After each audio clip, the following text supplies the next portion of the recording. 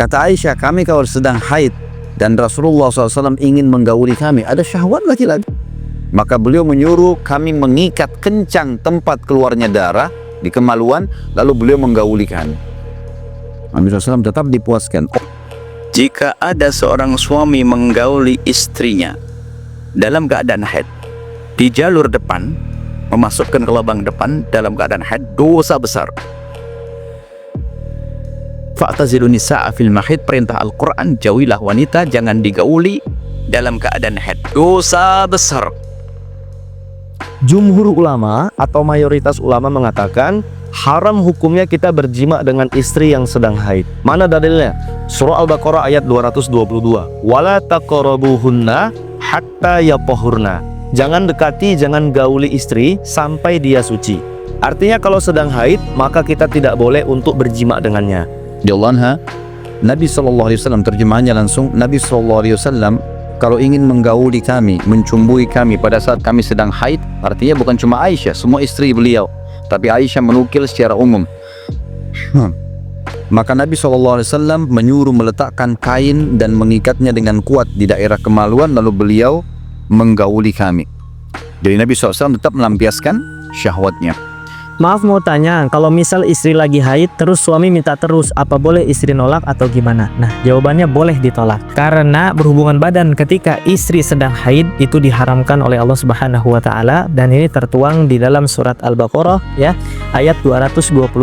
Jadi kesimpulannya tidak bisa ya, ketika istri sedang haid lalu suami meminta untuk berhubungan badan, ya maka ini wajib justru ditolak. Nah, kenapa harus ditolak? Karena ada kaidah yang berbunyi la ta'ata fi maksiatil khuluq. Jadi tidak bisa kita itu taat kepada sesuatu yang bertentangan dengan apa yang Allah perintahkan dan apa yang Allah larang.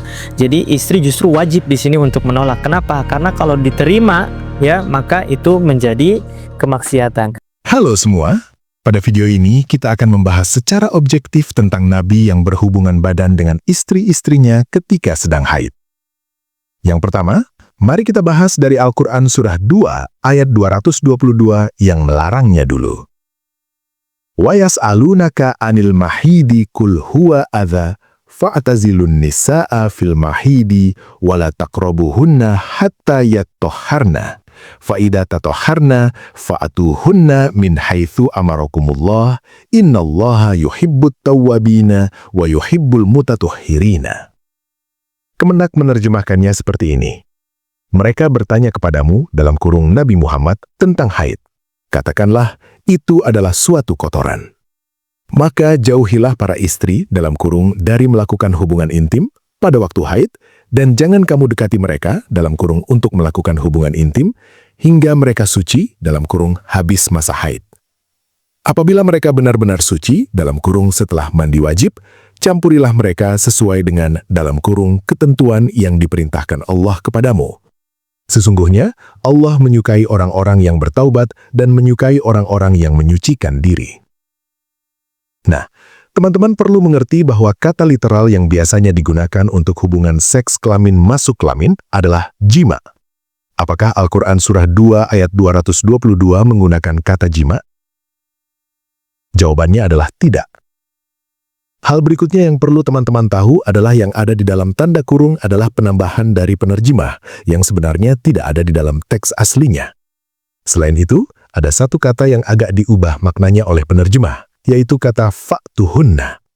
Kemenak menerjemahkannya dengan kata campurilah mereka. Padahal sebenarnya kata yang paling tepat adalah datangilah mereka. Jadi, terjemahan literal yang sebenarnya tanpa penambahan dan tanpa perubahan makna adalah jauhilah para istri pada waktu haid dan jangan kamu dekati mereka hingga mereka bersih. Apabila mereka benar-benar bersih, datangilah mereka dengan cara yang diperintahkan Allah kepadamu. Artinya, Al-Quran melarang untuk mendekati atau mendatangi istri ketika haid secara umum. Mendekati atau mendatangi itu menjadi hubungan seks adalah penafsiran. Tidak ada kejelasan dari Al-Quran kalau mencium boleh, pegang tangan boleh, kalau kelamin masuk kelamin tidak boleh ketika sedang haid. Yang jelas tidak boleh di Al-Quran adalah mendekati atau mendatangi istri ketika haid. Tentunya Muslim tidak suka, tidak mau, dan merasa tidak masuk akal kalau ayat Al-Quran ini melarang untuk mendekati istri secara umum. Itu sebabnya ditafsirkan menjadi hubungan seks. Ditafsirkan menjadi hubungan seks secara umum juga masih membuat Muslim tidak puas, sehingga ditafsirkan yang tidak boleh adalah jima, penetrasi kelamin ke kelamin. Nah, bagaimana dengan Nabi Muhammad yang menggauli istri-istrinya ketika haid? Kenyataannya ada banyak hadis yang mencatat Nabi menggauli istri-istrinya ketika sedang haid. Di antaranya hadis Sahih Al-Bukhari nomor 303. Haddatsana Abu Nu'mani, qala haddatsana Abdul Wahidi, qala haddatsana Asy-Syaibani, qala haddatsana Abdullah ibn Shaddad, qala sami'tu Maimunata, kana Rasulullah sallallahu alaihi wasallam idza arada an yubashira imra'atan min nisa'ihi amaraha fa'tazarat wa hiya haidun, wa rawahu Sufyan 'an Asy-Syaibani. Artinya, dari Maimunah, ketika Rasulullah ingin menggauli salah satu istrinya yang sedang haid, beliau meminta agar istrinya mengenakan izar. Apakah ini berarti Nabi melakukan jima, kelamin ke kelamin? Tidak jelas. Kata yang digunakan adalah yubashiroh.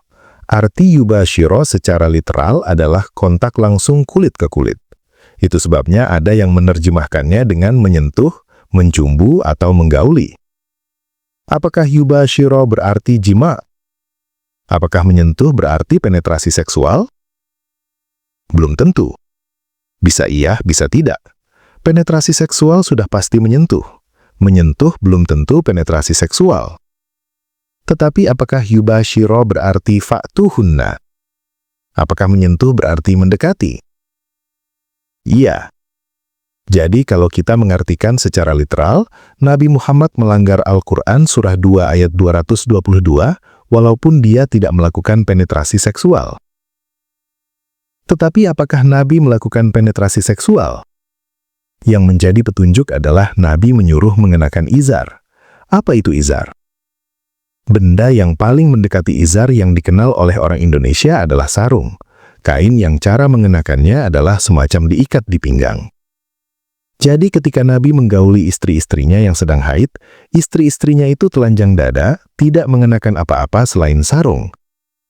Apakah mengenakan sarung berarti tidak bisa penetrasi kelamin ke kelamin? Tidak juga. Pakai sarung masih bisa penetrasi kelamin ke kelamin. Mungkin hadis Sunan Darimi nomor 1016 ini bisa lebih menjelaskan.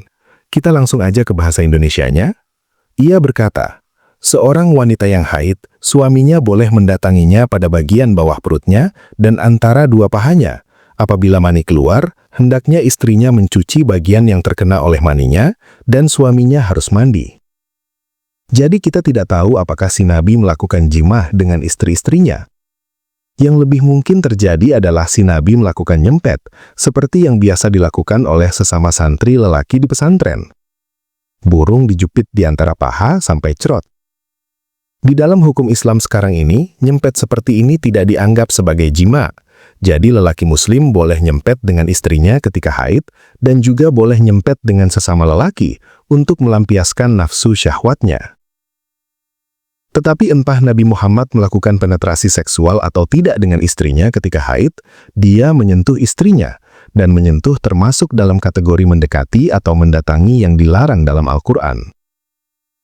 Kesimpulannya, Nabi aja melanggar apa yang diperintahkan Al-Quran. Al-Quran memang buatan manusia yang tidak jelas dan tidak perlu diikuti. Dan Muslim terbiasa untuk mengakal-akali Al-Quran supaya apa yang diharamkan Allah menjadi halal sesuai dengan keinginan syahwat mereka. Sekian video kali ini, sampai jumpa di video yang akan datang. Umat yang pandir, benci orang kafir, suka teriak takbir tanpa bisa mikir. Quran sudah kadaluarsa, gak berjilbab gak masalah.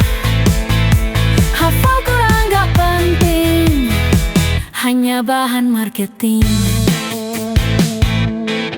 Agama gampang nista, umat gampang marah.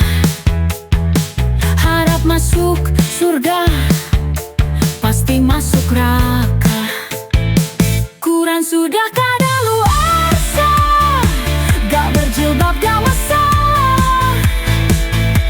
Hafal Quran gak penting, hanya bahan marketing.